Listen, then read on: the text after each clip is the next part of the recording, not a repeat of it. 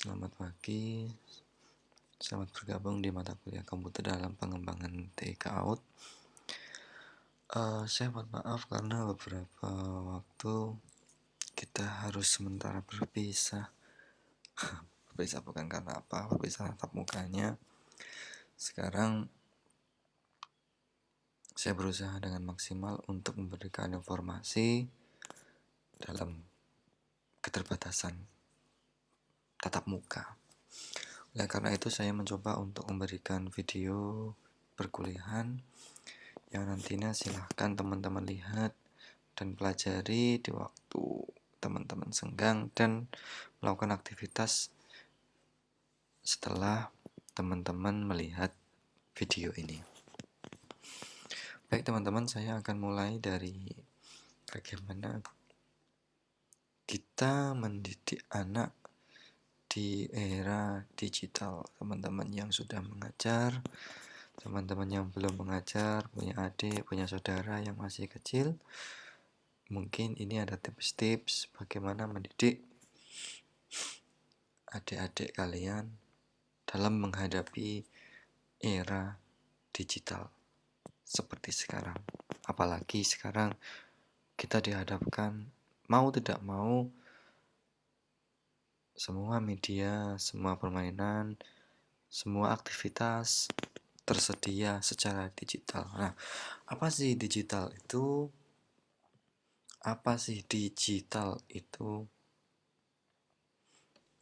Banyak pendapat, tapi saya akan memberikan informasi yang sangat sederhana bahwa kalau dalam segi bahasa digit itu adalah jari-jari.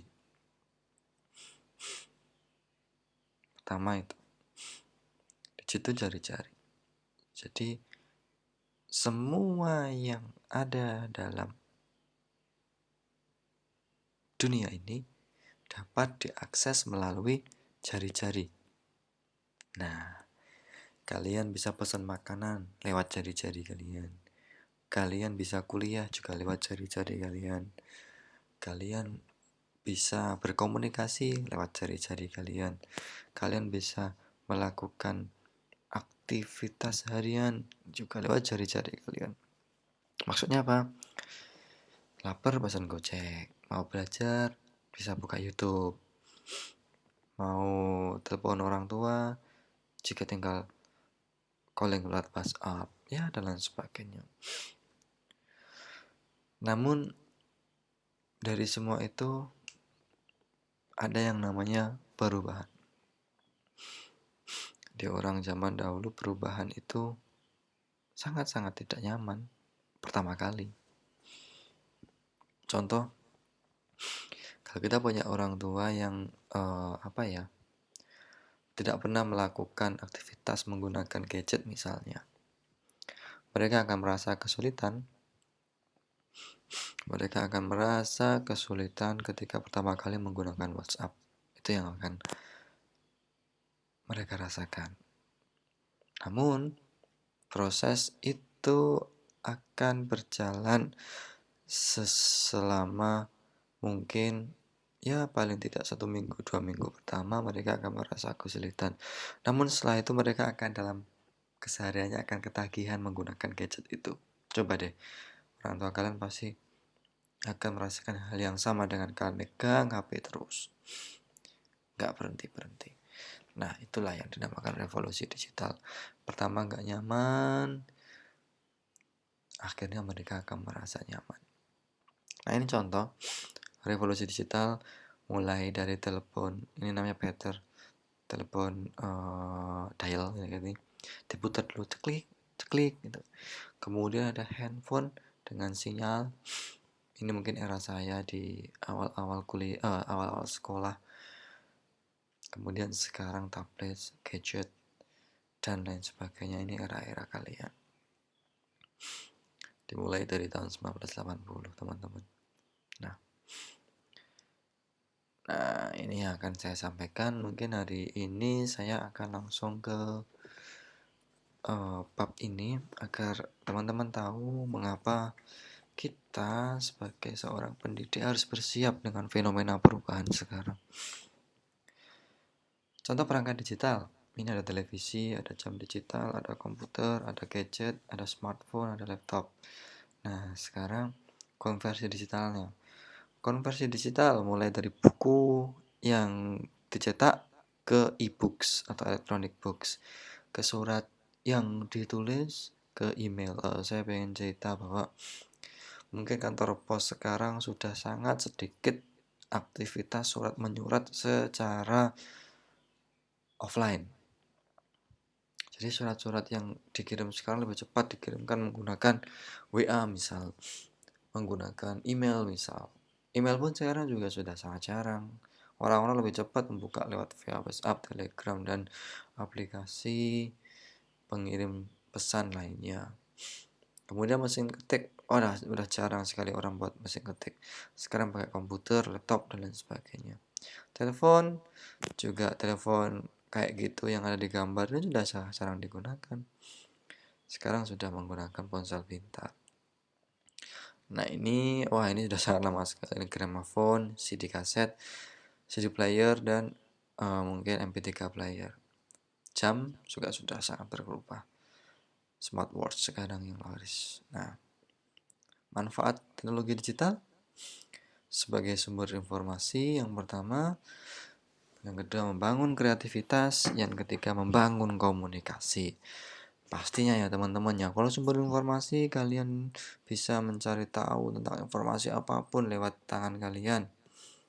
Yang kedua membangun kreativitas, ini diharapkan ya kalau teman-teman di waktu sekarang ini ketika di rumah ya masa megang HP terus, kemudian aku pengen melakukan sesuatu nih, misal melihat sampah berserakan di luar, kemudian lewat tutorial YouTube teman-teman membuat kerajinan tangan sederhana dari sampah-sampah itu, misal dari bekas bekas air mineral, bekas-bekas kaleng dan lain sebagainya, dibuat kerajinan atau APE misal seperti itu.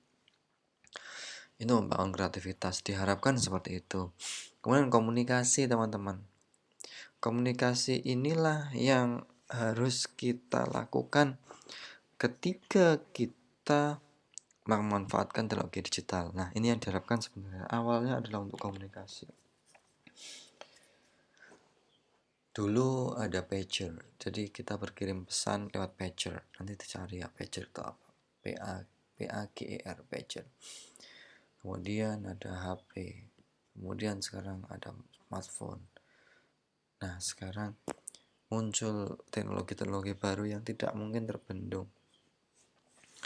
Nah, setelah komunikasi, pembelajaran jarak jauh bisa pakai sekarang ini yang kita manfaatkan. Ternyata kita dihadapkan pada sebuah tantangan tentang memanfaatkan pembelajaran jarak jauh melalui aplikasi baik YouTube, Google Classroom, Telegram, dan lain sebagainya. Jaring sosial, kalau kalian punya Facebook, punya Instagram, punya Twitter, dan lain sebagainya, ini untuk jaring sosial. Usaha ya, ini kalau teman-teman punya usaha bisa di endorse tuh lewat Instagramnya. Itulah teknologi-teknologi digital yang bisa kalian manfaatkan. Yang ketujuh, memperbaiki pelayanan publik. Kalau yang dulu harus antri mungkin lewat kertas, sekarang bisa lewat HP, dipanggil lewat HP, mungkin nomor HP, nomor antrian lewat HP. Nah, itulah perubahan-perubahan yang mau tidak mau harus kita hadapi teman-teman. Yang harus kalian lakukan sekarang adalah bersiap dari ketidaknyamanan menuju kenyamanan. Itu yang harus kita siapkan.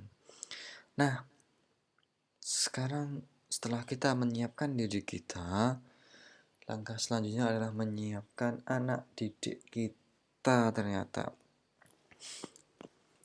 Pertama adalah anak yang lahir di era 2000-an itu adalah anak yang lahir sebagai generasi digital. Maksudnya apa? Anak yang lahir di era itu adalah mereka sudah siap, mereka sudah tahu, mereka lahir beriringan dengan teknologi digital. Saya ulangi, anak di era sekarang itu adalah anak sebagai generasi digital. Mereka lahir bersamaan dengan teknologi digital. Yang kedua adalah orang tua sebagai imigran digital. Orang tua sebagai imigran digital itu adalah orang tua yang lahir dulu teknologi digital belum ada. Jadi sekarang mereka harus jadi imigran. Mereka harus jadi pindah. Mereka harus siap-siap pindah. Mulai dulu yang tidak pernah menggunakan WA, mulai sekarang menggunakan WA. Mereka adalah generasi imigran. Inilah yang membedakan. Jadinya kesenjangan-kesenjangan inilah yang sering kita temui di lingkungan sekitar.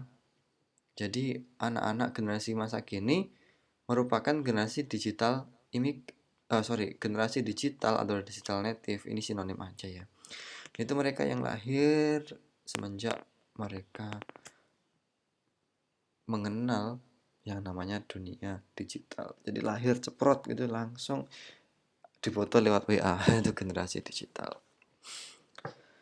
Kemudian generasi imigran digital ini definisinya mereka lahir sebelum muncul teknologi digital, dan generasi digital lahir setelah adopsi teknologi digital. Jadi mereka lebih terbiasa menggunakan smartphone, menggunakan gadget, dan menggunakan teknologi digital lainnya. Kemudian slide 11, ciri-ciri generasi digital. Nah ini ya, ini generasi kalian, atau mungkin generasi adik-adik kalian, mungkin generasi anak-anak nanti, anak-anak murid-murid kalian.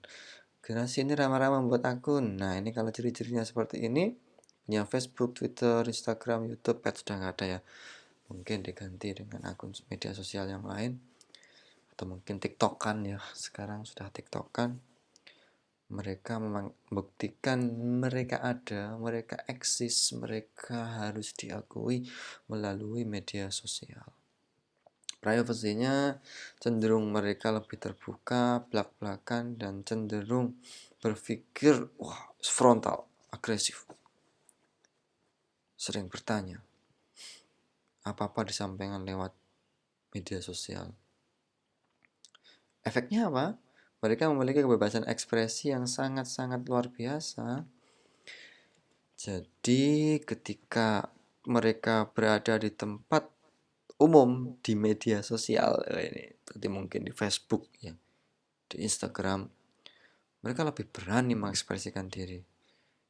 Mereka lebih nyaman mengekspresikan diri lewat media sosial daripada di dalam kelas. Misal seperti itu. Dalam kelas diam aja. Tapi ketika berhadapan dengan Facebook mereka curhat banyak di situ. Nah, inilah yang ada sisi positif dan tidaknya. Ketika mereka berada di dunia maya, pastinya tidak ada yang bisa menghentikan mereka. Mereka memegang semua kendali dalam tangan dan pikiran mereka. Pastinya, kita sebagai orang tua dan guru harus mampu memberikan rambu-rambu yang jelas. Mana yang bisa dilakukan di media sosial, mana yang tidak bisa dilakukan di media sosial. Istilahnya saya saring sebelum sharing. Itu yang terpenting teman-teman. Saring, mana yang bisa di share, saring, mana yang benar, saring, mana yang tidak menyakiti orang lain ketika kita share, dan saring mana yang menurut orang, menurut khalayak ramai itu tidak menimbulkan mudorot, baru di-sharing. Itu harusnya. Kalian juga harus seperti itu. Kemudian proses belajar. Generasi digital selalu mengakses dengan Google ya, di Mbah Google, Profesor Google.